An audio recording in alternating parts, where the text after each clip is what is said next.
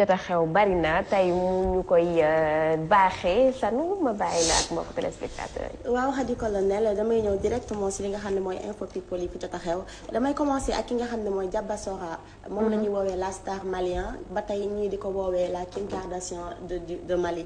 maanaam 3 sœurs lañ yoo xam ne nii dañoo rafet jekk comme ni ñu koy waxee Diaba Sora nag moom temps yi dafa daal di woon def benn publication daal di xam le ne dafa am benn ministre bu nekk fii Sénégal boo xam ne da ko proposé 10 millions pour passer ak moom benn nuit. pour tëdd ak moom 10 millions.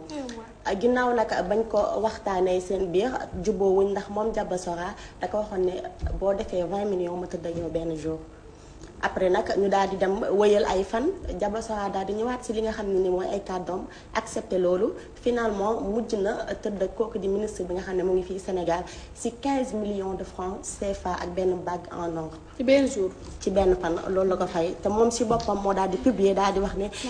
finalement j'ai passé une nuit agréable avec le ministre sénégalais pour 15 millions de francs CFA ak benn bague en or. waa diaspora 7 point com ñoo nga xamal loolu. moom cher leen de. xanaa ministre Sénégal yi wax dëgg yàlla yebeewuñu noonu nag. moom mi noonu am nañ problème radiothérapie xale yi jàng 15 millions benn nuit. étudiant yaa ngi nii di grève. xanaa insécurité bi. ray bi bari na nit ñi ñu ngi leen di rey xanaa yebeewuñu noonu. waaw xaalisam la aussi. xaalis bu ministre wala xaalis suñu xaalis réew suñu xaalis réew. non mais c'est pas forcément mu nekk xaalisu réew mais c'est pas parce que c'est un ministre que lu mu dépensé réew mi ko wax kan la si exactement mais précisé na ministre Macky Sall la. mais est-ce que am na aussi.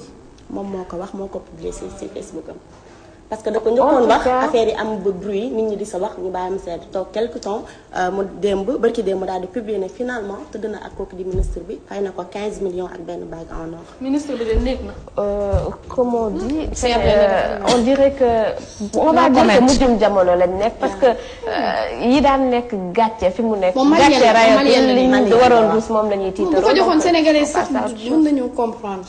moom daal li ñu jot a xam mooy foofu sa Mali moo fay def buzz moo fay wàccee moo fay toj woykat yi moom la ñuy wëy muy jënd ay otoom ay nitam di ko may ay oto ak ay kër mu ngi noonu moom Diaba Sora la très belle. liggéeyam la tamit peut-être. liggéeyam waaye dafa cher. ba tey ma daal di wëyal ba tey fan.